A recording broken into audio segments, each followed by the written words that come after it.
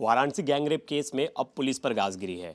IPS officer Chandrakant Meena को हटा दिया गया है, जिनके ऊपर डीसीपी क्राइम की जिम्मेदारी दी गई थी। लॉ एंड ऑर्डर उन्हीं के पास था।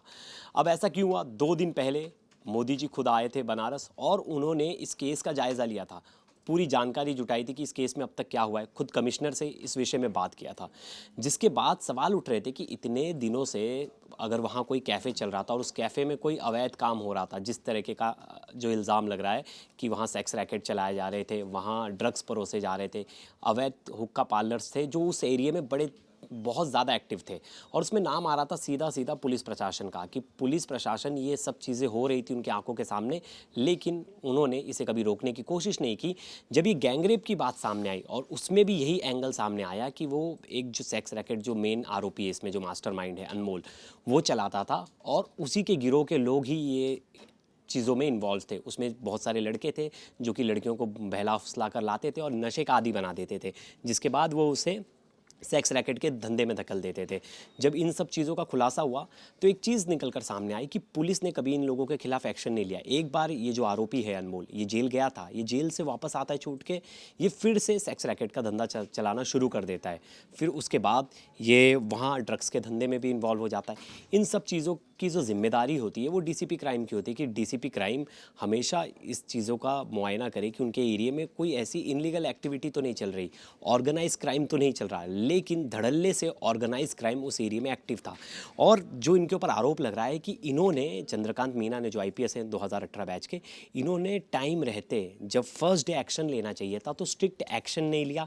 इन्होंने उन ऑफिसर्स के खिलाफ भी एक्शन नहीं लिया जिन ऑफिसर्स पे इल्ज़ाम लग रहे थे कि वो जो पिता थे पीड़िता के, वो जब रेप केस, गैंगरेप केस जब वो दर्ज करवाने गए कंप्लेंट, तो उन्हें 1 दिन तक बिठा कर रखा गया, उनकी कोई सुनवाई नहीं हुई। देर रात जाकर उनकी सुनवाई हुई, जिसमें बहुत ज़्यादा टाइम चला गया था। उन ऑफिसर्स के खिलाफ भी कोई एक्शन नहीं लिया गया। अवैध जो जितने भी वहाँ हुक्का पार्लर चल रहे थे, जितने भी ड्रग्स के नेक्सस चल रहे थे, उसके वो जिस एरिया में जिस एरिया में आता था, वो एरिया जो सिगरा का एरिया है, वहाँ के किसी पुलिस इंचार्ज के ऊपर इन्होंने एक्शन नहीं लिया। इन्होंने अपनी रिपोर्ट में ये भी नहीं बताया कि किन पुलिस ऑफिसर्स की लापरवाही थी। अभी तक देखिए 13 आरोपी इसमें अरेस्ट हो चुके हैं। अभी तक और 10 आरोपियों की शिनाख्त की गई है, लेकिन अभी तक उन्हें भी अरेस्ट नहीं कर पाई पुलिस। बस उन्हें ढूंढ ही रही है, यहाँ वहाँ रेड्स हो रहे हैं। लेकिन 2 दिन पहले जब मोदी जी आए और इन्हें मतलब एक तरह से इनकी क्लास लगी, तो कल रात को बनारस के पुलिस कमिश्नर हैं, उन्होंने एक मीटिंग रखी और उस मीटिंग में ये सब लोग आए थे। जब ये फैसला हुआ जाके कि डीसीपी क्राइम को हटाया जाना चाहिए और उन्हें लखनऊ अटैच कर देना चाहिए। अब इसके बाद ये कह रहे हैं कि ये पुलिस का अच्छा एक्शन है, क्योंकि ये टाइम रहते होना चाहिए था। अब ऐसी बात निकल कर सामने आ रही कि इसमें और 4 से 5 लोगों का नाम सामने आ रहा है, जो ऑफिसर्स जिन्होंने एक्शन नहीं लिया, उनके ऊपर भी आने वाले समय में गाज गिरने वाली है। इस बीच जो पीड़िता लड़की है, उसके पिता सामने आए थे और उन्होंने मीडिया कर्मियों से बात की थी और अपनी बात रखी थी। हमारे संवाददाता ने भी उनसे बात की थी, एक बार सुनते उन्होंने क्या कहा। ये मोदी के बारे में हम क्या कहेंगे, उनको तो पूरी दुनिया जानती है कि किस लिए जाने जाते हैं।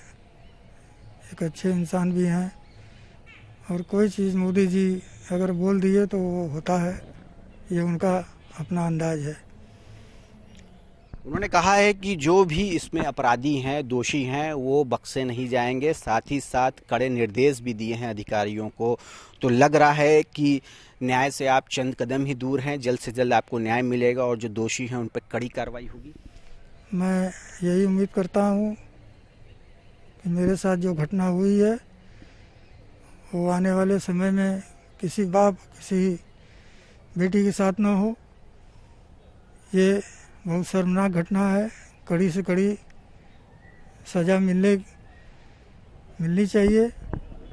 तो आपने देखा किस तरह से एक पीड़ित जो है वो परेशान था, वो पुलिस स्टेशन पहुंचता है अपनी बेटी की कंप्लेंट लेके, लेकिन उसे 1 दिन तक पुलिस उसकी बात ही नहीं सुनती, उससे समझने की कोशिश नहीं करती। जब लगता है कि मामला बढ़ गया है, मीडिया में आ गई हैं चीज़ें और थोड़ा प्रेशर बन रहा है, तब जाके नेक्स्ट डे कंप्लेंट ली जाती है। उसके बाद भी जो बताया जाता है कि जब पीड़िता को गुमशुदगी की रिपोर्ट उसने लिखाई थी, जब पुलिस ने उसे घर पहुंचा दिया था तो उसका मेडिकल नहीं कराया गया था।